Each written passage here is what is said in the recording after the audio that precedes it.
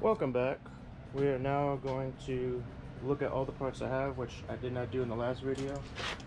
We have rack and pinion, wheel bearings, width hubs, rotors for the rear. I have a bunch of Moog brake lines, Moog sway bar end link, sway bar bushings, and brackets from Honda to do my sway bar, as this car is a base model DX. This car does not come with sway bar in the rear, and I think there's one in the front, but I think the one I got for the V6, as both of them are from the 2002 V6, which is compatible. I think the one that I got is a little bit bigger than the one that came stock, but anyways. Oh, and the sway bars are in the trunk.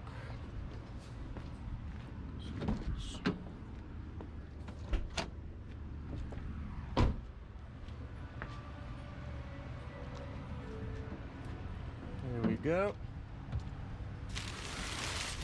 We got the new sway bars from Honda. This is the rear, and then we have the front from Honda.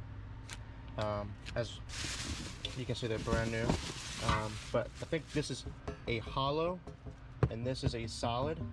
But I'm sure anything than no sway bar is better than, you know, nothing again. This, I think, like I said, is hollow, so I believe this would be, it's lighter, which would be good for the car, but it will help with the twists and the turns this car would make.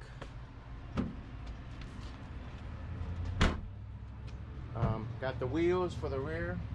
Got the 205 55/16 Goodyear tires with the accurate rear matching TO rims.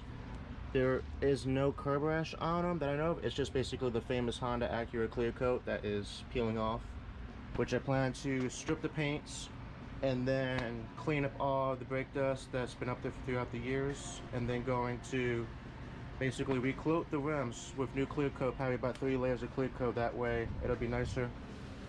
Got the front control arms for the front. The last CVX are needed, as the driver's side was replaced, but I needed a passenger side. So we have the the rear camber kit. These, I believe, are the tie rods, the outer tie rods for the front rack and pinion. These are brake pads from Power Stop. These are also Power Stop rotors. These are the new painted calipers for the rear, for the disc conversion. And these are all pretty much from Beccanelli and everything. These are all pretty much the control arms. These two are adjustable for camber and tow, which is going to be a great help as far as the car's handling, and I won't have to worry about camber or chapping of the tires, basically. But yeah, these are the junkyard disc brake. As you see, they look terrible. I'll be cleaning these up and replacing pretty much everything besides the e-brake. Major concern was the boot, probably cracking or chapping, but the brake line, or the e-brake line, seems pretty good. There's no bending of the cable or anything, so I'm not worried about that. I would be deleting the ABS cable, because this car does not have ABS, and I could really care less about it, as there are bigger brakes now in the car. I also have new end links for this, which this car obviously did not have. So let's get to it. A 5-lug disc brake conversion. We're going to get rid of all this old drum brake 14-inch conversion and put a 16-inch 5-lug disc brake conversion. I've already done the front end, but as you can see, basically what we're going to be doing is replacing these brake lines. You take this clip out, 10mm brake line bolt, break it free, pull that clip, and you go pull this brake line down. The trailing arm is going to be replaced. The disc brake ones are longer. This e-brake also is going to be gone. We're keeping this strut, replacing this lateral ball basically, and then another adjustable, I think this is the tow rod. And then we got the camber arm right here. I got an adjustable one, and I think I have an adjustable one too here. But on this nuts, on the 2000 Accords all the way to 2002, I think, basically you can do alignments using the offset nut with washer, basically. So, but anyways, I'm going to place all this because this car is pretty much 20 years old, and I plan on making it better and more dependable for the basically the F23 turbo build with these new upgraded suspension components, either through SBC, Moog, or Beck & Arley, which pretty much is like OEM replacement parts, but they're reputable. As you can see, we have a 14, my finger is right there, 14, you have to take that out, but the problem is there's a chassis right here. The frame itself is butted up against that bolt. The bolt has to come out this way. So this is going to be tedious as far as space and tools that I have limiting me to basically get that bolt out without causing any issues as far as the frame and messing up threads, cross-threading, etc. This one should be easy basically. This should be easy. The cables we'll get to later, but that would be easy. Removal and installation will be a lot easier as is space. It's just like I said, this camber arm is going to be a pain basically to get out because of that bolt that I was talking about earlier. But as you can see, all these bushings are pretty much either cracked or shot. And me as a person, I like to have a dependable car knowing that everything's basically been overhauled. I did the same thing with my 97 GSR Integra. I pretty much overhauled everything and had everything new and before, you know, what had happened, unfortunately.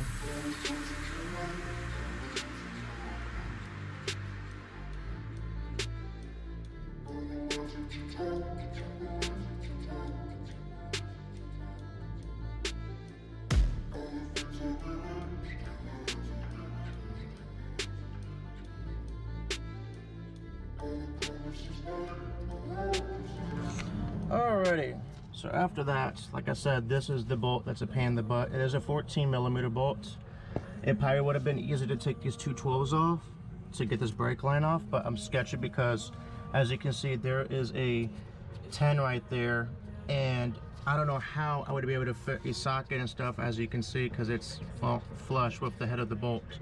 And these are steel brake lines that are coated, and I didn't want to bend or fatigue these brake lines in the process, just to have more play to try to get this bolt out.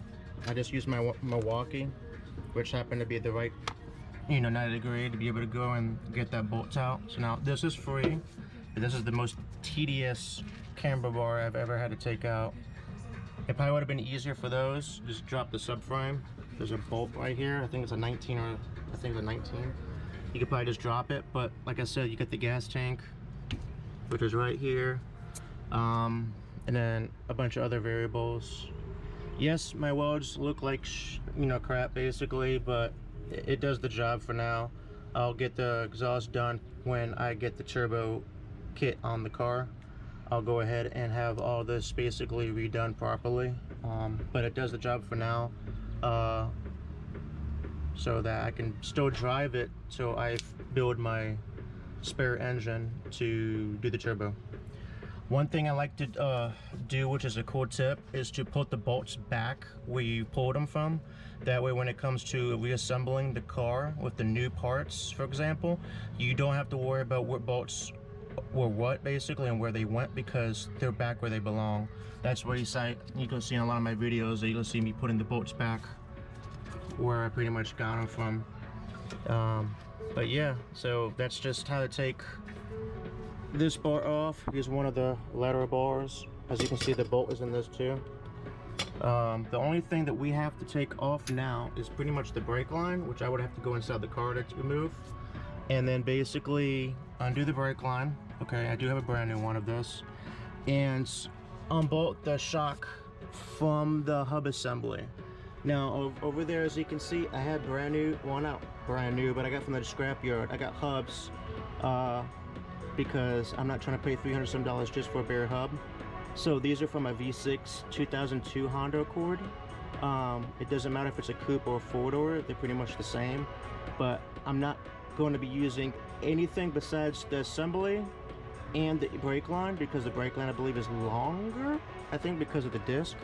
But the camber bar, basically the lateral bars and the tie bar are all going to be replaced. The rotors, calipers, the hubs and bearing will be replaced. I have all that brand new and with all those boxes, but just to show you that basically that's how it's going to look. And I have new sway bar end links, so that little bracket with the broken end link, that's going to be replaced because I have new ones also. But this is a tedious process, mainly because of this. So now we'll go and figure out how to remove this. I got the bolt loose, but on the other side, get in there. On the other side, as you can see, you have that offset washer basically to align the rear, I guess you could say toe arm. But that nut in this washer, as you can see, I butted up against the subframe, but I can't seem to break that bolt loose. Even though the nut is loose, as you can see, the bolt is still intact. So I'm curious to see if put some PB Blaster in there and see if it'll break whatever's going on in there. I have a nut up here and earlier to try and hammer and see if it'll bust the bolt through, but I have no luck in doing that either. So we will get back to that. All right, so this is pretty much the common issue with these Accords from 2000, I think from 98 to 2015. Basically, there's a bolt and a washer that has to be special ordered. As you can see, it just spins while I am turning with the arm, basically. I took heat, I took PB Blast, took an impact, no luck whatsoever. And you probably can't really see, but there's rust all inside that bolt. You would think they would put, you know, some kind of grease or something, or use a different kind of style bolts, like these kind of bolts right here. But I think these are like zinc plated or something, you know, basically so they won't seize up or rust. These all came up pretty easily, and most of them are like torqued to like 43 foot-pounds. This one, on the other hand, which is pretty much common and used for like making the bar go in and out for the bottom, for toe, it's something that should have been a recall, I would assume, because like I said, these bolts are not cheap. They're about $8 a piece, not including the nut and that special washer that's offset for alignment purposes. So it sucks. So now I had to put like $30-some special order, and I have to wait next week for the parts to come in to finish swapping out this arm. So what I would have to do is take a Sawzall, cut on either side, and pretty much pull the sucker out and clean up everything so it'll be prepped and ready for the new hardware when it arrives.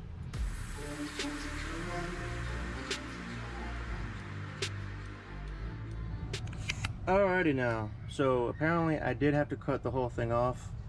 Use the Sawzall blade. I had to go back to Lowe's and get me actual, not mid-grade thickness cutting blades, but the ones that are pretty much, as you can see, thick blade.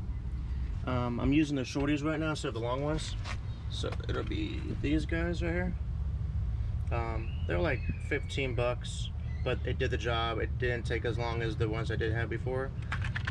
But yeah, love it. Only went through, used one blade. Had to cut it, but as you can see, it's a special hole for the alignment bolt. So I already have the new ones on order, the being processed, so they can come. Here's what's left.